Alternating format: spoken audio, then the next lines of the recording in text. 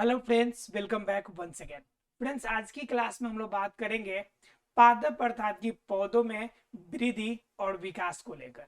तो पौधों में वृद्धि और विकास होता कैसे है, अर्थात हम बात करने वाले हैं पादप वृद्धि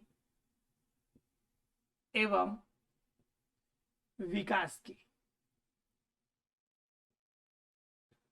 पादप वृद्धि एवं विकास, इन चीजों को हम लोग को समझना है।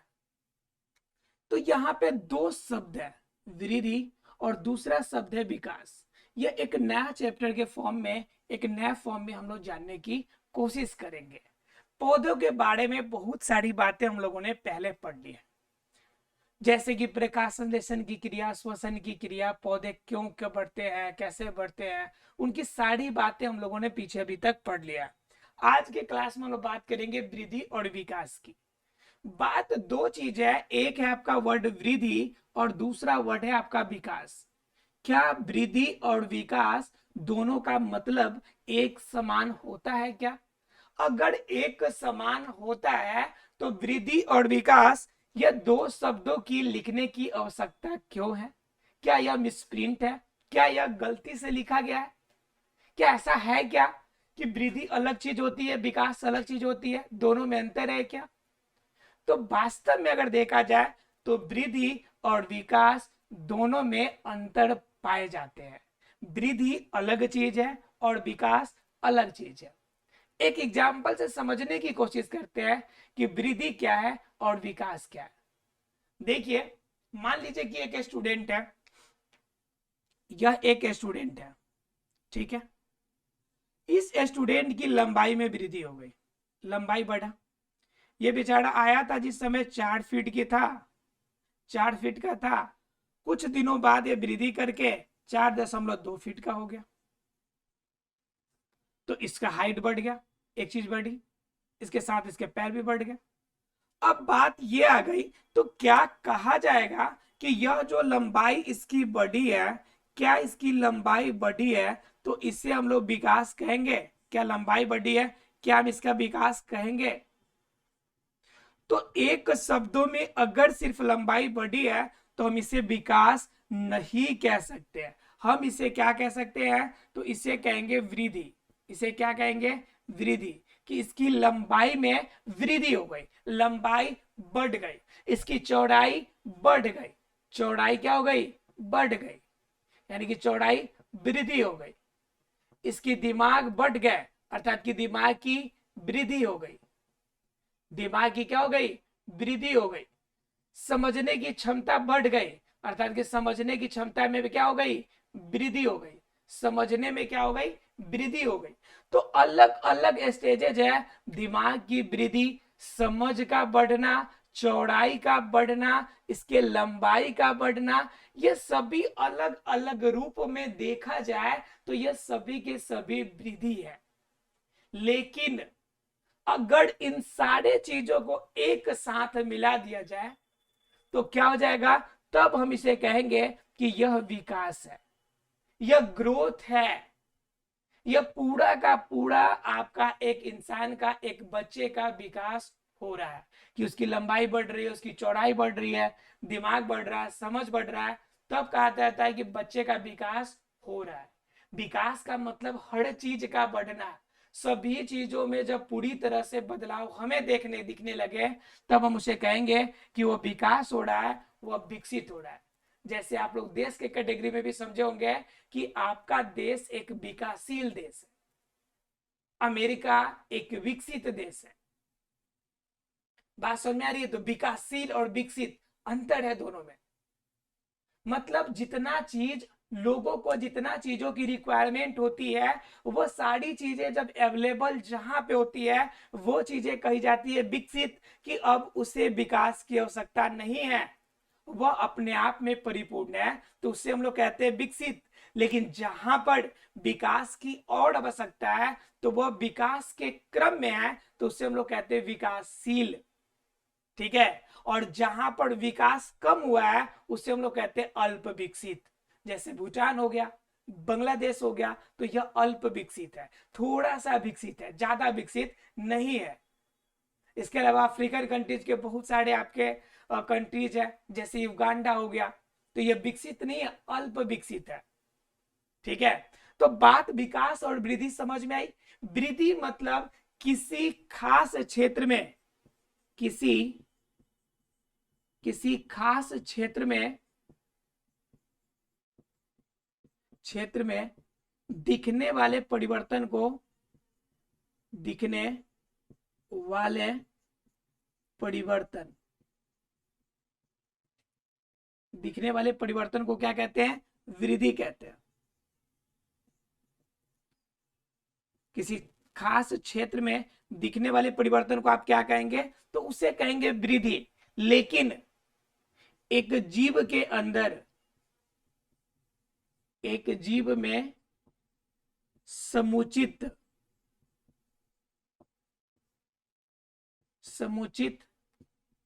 वृद्धि को विकास कहते हैं, विकास कहते हैं।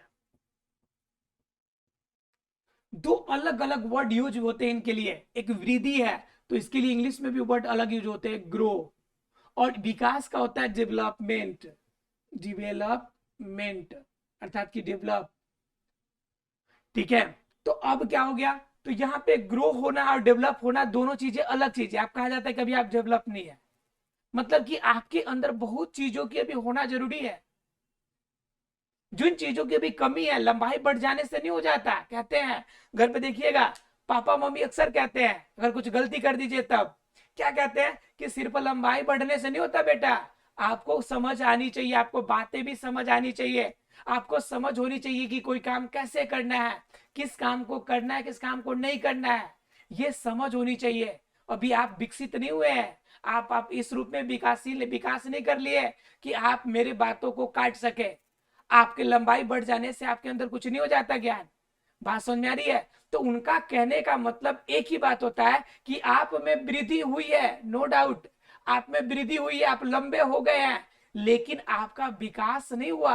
आपके शरीर के अंदर जितना क्वालिटी चाहिए वो क्वालिटी अभी नहीं आया है। तो जब पूरी क्वालिटी जब आपके अंदर आएगी तब कहा जाएगा कि आपके अंदर विकास हो रहा है, मतलब कि आप डेवलप कर रहे हैं। क्लियर है आप लोग को? तो वृद्धि एवं विकास दोनों चीजें आपको क्लियर हो गई होगी। एक होगा वृद्धि और दूसरा क्या? विकास। क्लियर हो गया सबको?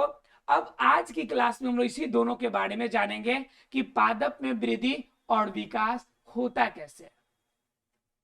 अब जरा सोचिए कि मैंने फर्स्ट क्लास में जिस समय आपको सेल पढ़ाया था, जिस समय मैंने कोशिका आपको बताया था, तो कोशिका बताते समय मैंने एक बात बताई थी कि शरीर की, किसी भी जीव शरीर की सबसे छोटी संरचनात्मक एवं क्रियात्मक जो इकाई है उसी को कोशिका कहते हैं। किसी भी जीव शरीर की संरचनात्मक एवं क्रियात्मक इकाई को कोशिका कहते हैं। जब मैंने बता दिया आपको कि जो ये हाथ की अंगुलियां बनी है यह किसकी वजह से बनी है, तो कोशिकाओं को इस रूप में अरेंज होने से बनी है, तो बताइए कि इनके वृद्धि के लिए या विकास के लिए जिम्मेवार कौन होगा? तो इनके वृद्धि और विकास के लिए जिम्मेवार कौन होगा? तो वह जिम्मेवार होगा आपका कोशिका ही। कौन जिम्मेवार होगा? कोशिका। अगर हम इसकी हाथ या फिर हथेली मानते हैं इसको अगर, तो इसके अंदर वृद्धि और विकास के लिए जिम्मेवार यह इंडिविजुअल कोशिका होगी, यह इंडिविजुअल कोशिका होगी। बात समझ में आ रही है? यह इंडिविजुअल कोशिका होगी।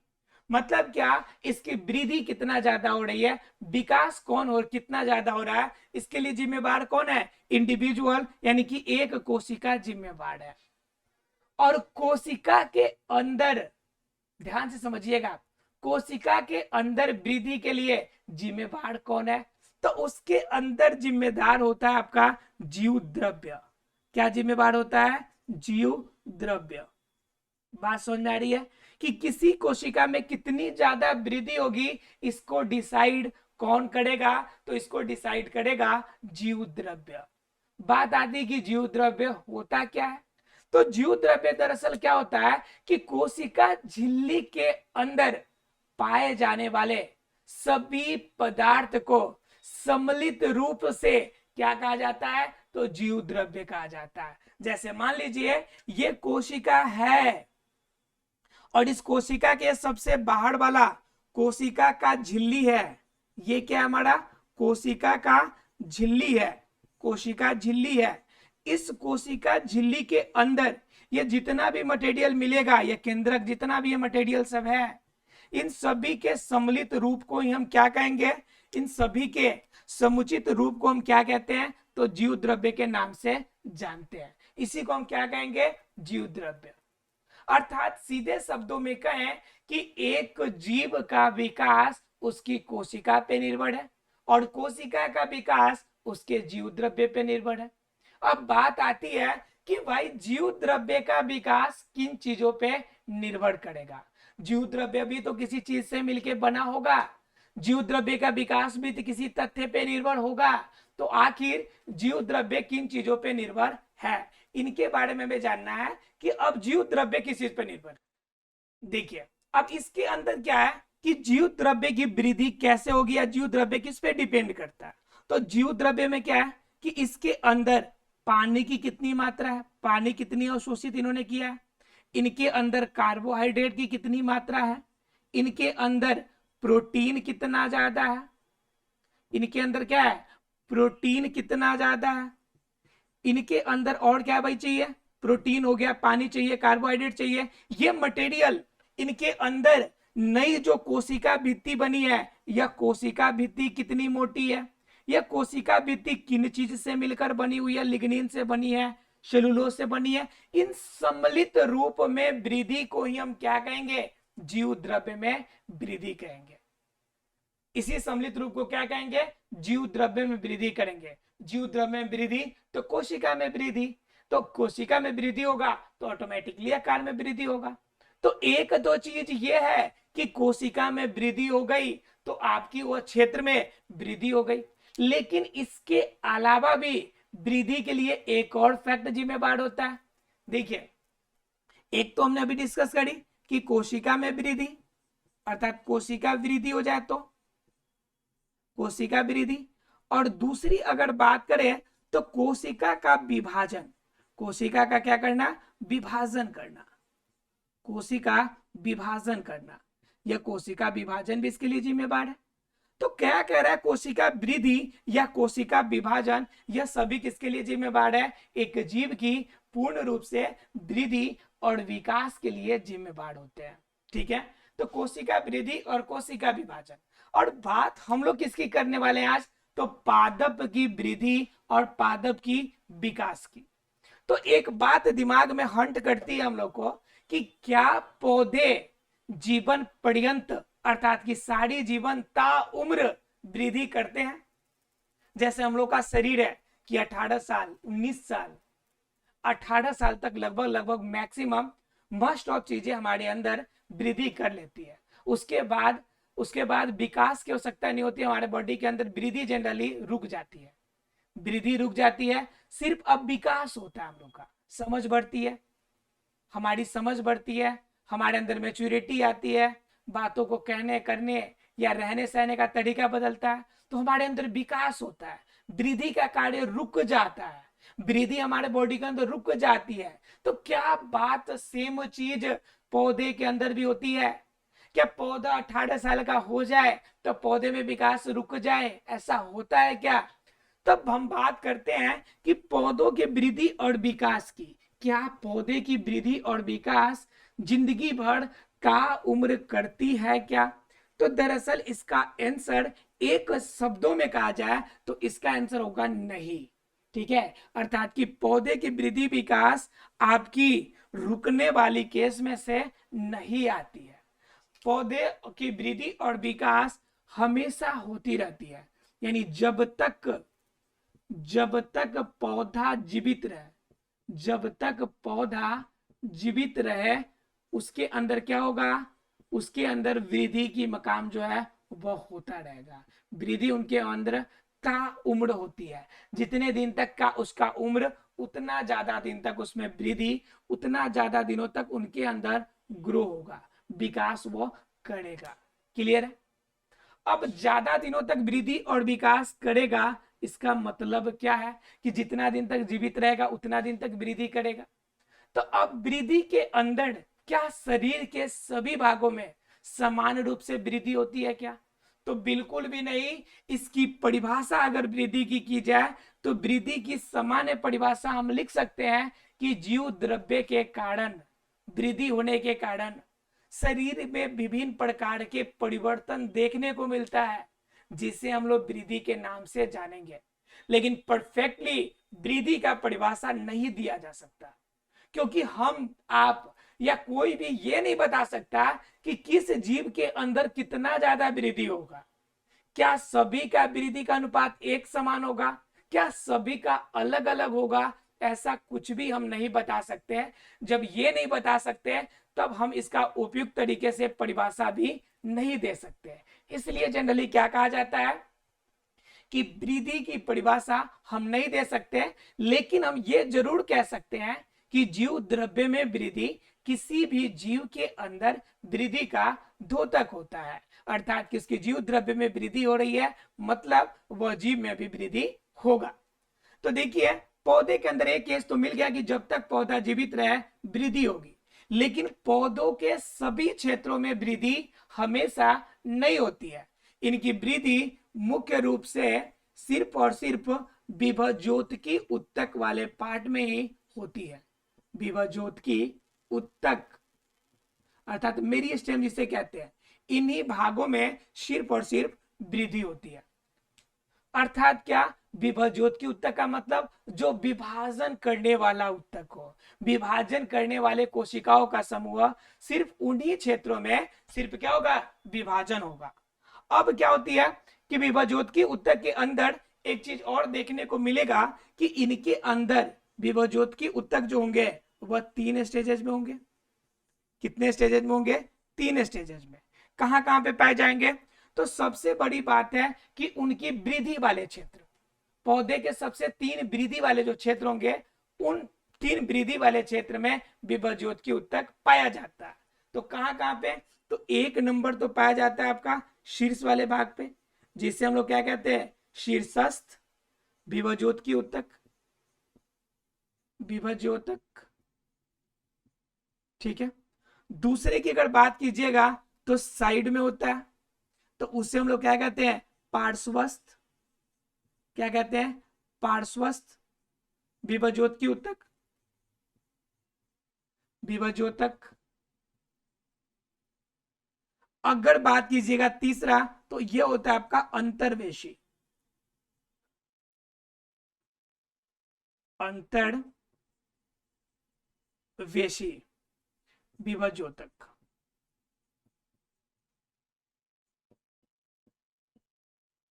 ठीक है। अब जरा ध्यान से देखिए, शीर्षस्थ, पार्श्वस्थ और अंतर्वेशी। शीर्षस्थ का मतलब क्या होता है? शीर्ष वाले भाग पे, और शीर्ष दोनों तरफ होती है, शीर्ष दोनों तरफ होती है। आप कहेंगे सर ये कौन सी बात हो गई कि सिर दोनों तरफ होगा? सिर तो एक ही तरफ है जो ऊपर जा रहा है, ये 2 तरह का सिर कहां से आ गया? तो दरअसल पौधों में सिर जो होता है दोनों तरफ पाए जाते हैं, वृद्धि दोनों तरफ होती है।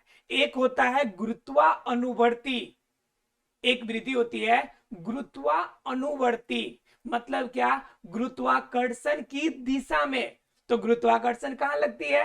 नीचे की तरफ, धरती के नीचे की तरफ, तो वह वृद्धि कहलाती है गुरुत्वानुवर्ती। और एक होता है प्रकाशानुवर्ती, जिधर से प्रकाश आ रही है उनके दिशा में वृद्धि। तो इनके अंदर मुख कितने हो गए? शीर्ष कितने हो गए? 2। एक वृद्धि करेगी गुरुत्वानुवर्ती, तो दूसरा क्या करेगी? प्रकाशानुवर्ती, अर्थात कि प्रकाश की दिशा में। तो प्रकाश की दिशा में क्या करेगी? तना जो होगा ऊपर की तरफ वृद्धि करेगा। और जब हम बात करेंगे गुरुत्वानुवर्ती की, तो गुरुत्वानुवर्ती में यह जो होगी नीचे की तरफ वृद्धि करेगी, यह धरती के नीचे की तरफ जड़ें विकसित होंगी। क्लियर है आप लोग को? तो यह 2 शीर्षस्थ हो गया। उसके बाद बात कीजिएगा पार्श्वस्थ की। तो पार्श्वस्थ का मतलब होता है जो साइड में वृद्धि करे, साइड में वृद्धि करने का मतलब क्या, उसकी ब्रांचेज निकल गई, शाखा निकल गई। अब शाखा उनकी एक वृद्धि हो गई, तो यह क्या कहलाएगी आपकी पार्श्वस्थ। जैसे पार्श्वस्थ वृद्धि कहाँ ज्यादा देखने को मिलती है, जैसे घास में। तो घास में ब्रांचेज देखिएगा बड़ा बहुत ज्यादा ब्रांचेज निकली रहती है, एक शाखा से दूसरी शाखा, दूसरी से तीसरी, तो वहां पे जो वृद्धि होती है वह कहलाती है आपकी पार्श्वस्थ। तीसरी होती है आपकी अंतर्वेशी। अंतर्वेशी मतलब जिसकी मोटाई में वृद्धि हो, चौड़ाई में वृद्धि हो, इनकी द्वितीयक क्षेत्रों में वृद्धि हो, तो उस क्षेत्र को क्या कहेंगे, अंतर्वेशी वृद्धि। इस तरह से पौधों के अंदर 3 प्रकार की वृद्धि पाई जाती है, और सिर्फ ये कहां पाए जाते हैं, तो विभवज्योत की उत्तक के अंदर ये वृद्धि पाई जाते हैं। तो आशा है क्लियर हो गया होगा आपको कि पादप में वृद्धि और विकास की क्रिया कैसे होती है, और वृद्धि और विकास में क्या अंतर है, विभवज्योत की उत्तक जोड़ी सॉरी पादप के अंदर किन क्षेत्रों में वृद्धि सबसे ज्यादा होती है, और वृद्धि इनके अंदर कब तक होती है, तो जीवन पर्यंत होती है। ये सारी बातें आशा फ्रेंड्स आपको क्लियर हो गया होगा। मिलते हैं अगले क्लास में इस टॉपिक को आगे बढ़ाते हुए और एक नए पॉइंट के साथ। तब तक के लिए thank you very much friends.